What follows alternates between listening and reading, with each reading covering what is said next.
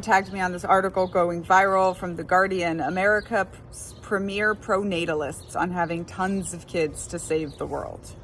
I did on the sewing app a bunch of live reactions as I read it, and I'm just going to read those to you. I'm Daniella, scholar of cults, extreme groups, and extremely bad leadership. Okay, so it just starts off smacking of eugenics, and being led by Elon Musk does not help. Very much charismatic, weird figurehead of this baby cult. Their kids' names are Industry and Titan. Just, I don't know, using names to set your children apart, isolate them just a little more from the outside world. They definitely don't think they'll be questioned or called a cult, because this is not the same as the Quiverful movement. This is a bunch of scientists and engineers and tech moguls who are wanting to breed more of their genes, essentially. But they don't think they'll be questioned because, unfortunately, it's stereotyped in Americans' minds that cults have to be religious. So since a bunch of them are atheists, it can't be a cult. When you have the same goal as the white supremacists, it's very who owns the youth gains the future. That's a quote from Hitler, and it was recently quoted by a Republican in Congress. They're not even trying to hide it. This is very classic cult tactic of building up a problem. This whole article, super, super big, or their whole mindset, which is that underpopulation is a bigger threat to the, planet than global warming. So cult tactic, building up the problem, super, super big, and then introducing your thing as the only solution. Ironically, it always falls back to pushing women into more traditional gender roles. And we know that cult leaders want you 6 things: isolated, hungry, busy, skinny, tired, and pregnant. This cult's antichrist is the technophilic, pluralistic, educated women. Because in those countries where women are not just always constantly self-sacrificed to breed for the good of the civilization, that's where the birth rate is declining. The cult also isolates you, and they're achieving this in many different ways in this article. They isolate the women by keeping them so busy and pregnant and moving into these bigger houses away from neighbors. And then they bought the house next door, and their child care fucking lives next door and works for free. This is no bueno. When somebody tells you to leave your job and come live with them, follow them, like it's a cult every time. Jesus Christ looking right at you. Okay. And after I've realized the child care lives next door. I was like, oh, this is a cult. Cults are always about labor. As effective altruists, they give everything they can spare to charity. So their house is freezing, their clothes are old. Of course, she's dressed like an old Russian woman because of the climate in their house. Because they're just. This isn't about charity, although it's important that they define what they do as charity without much agreement from the outside world. Cults do that. Not about charity. This is a cult tactic of requiring constant self-sacrifice from your members. It puts your members into a state of constant striving to be better and constant self-surveillance, plus surveillance of others. Both of these are known to have terrible psychological effects.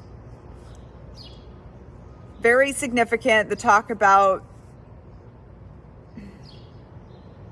I said it all wrong here. Clothing. Talk of the clothing. That the movement has a kind of clothing you're supposed to wear, even if this movement is just their family. Unsurprisingly, it also pushes women backwards and more covered. 4 things we always find as part of appearance control: hair, body size, body coverage, and underwear, including socks and pantyhose. The actual reason she gives for it doesn't matter. Cults always give a reason. Oh, and then we get into the familiar territory of autism makes us better than you. This has already been linked to eugenics by other thinkers. But this is also us versus them mentality in its infancy. And there's a fucking gun.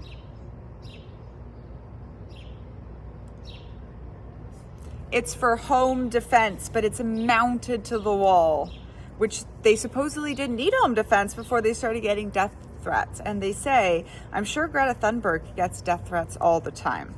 And I personally will guarantee you that Greta Thunberg doesn't have an assault rifle mounted to her house. And I also get death threats all the time. Me, Daniella Young, scholar of cults, extreme groups, and extremely bad leadership. And I am a veteran who deployed twice, and I don't have a gun mounted to my wall. Mounted there does really help them amp up their sense of threat from the outside world. That's crucial to the cult. And most of them are conservative, of course. And conservatism becomes fundamentalism very quickly, especially with isolation and group superiority. Fun fact, the GW Center for Counter-Extremism says that all extremist threats right now come from fundamentalist worldviews. Then starts the theory about why neglecting the children is okay and how most children are helicoptered and coddled. This is where it starts really triggering me as survivor of Children of God cult as a child. So they're building a movement around these children while also justifying neglecting, abusing them. One thing that cults always do is give you a reason to put your mission above absolutely everything else, including and especially your children. When we start seeing child neglect in intellectually isolated community, it's always going to end poorly for these children. In my memoir, Uncultured, I say the Children of God cult were so busy saving the world before the end of days that they forgot to save the children of the children of God.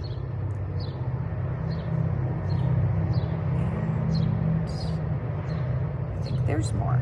Now I can't find it. Of themselves, we don't mind being human clickbait. I'm like, ugh, cult leaders always start recording themselves all of the time because everything they say is of ultimate importance. And also I'm nodding along at the irony of this coming from someone who's popular on TikTok. As effective altruists, they give everything to charity, blah, blah, blah. But this isn't about charity. We talked about that already. This article, because this is 100% what a baby cult looks like as it is starting. And they are a doomsday cult as much as anything.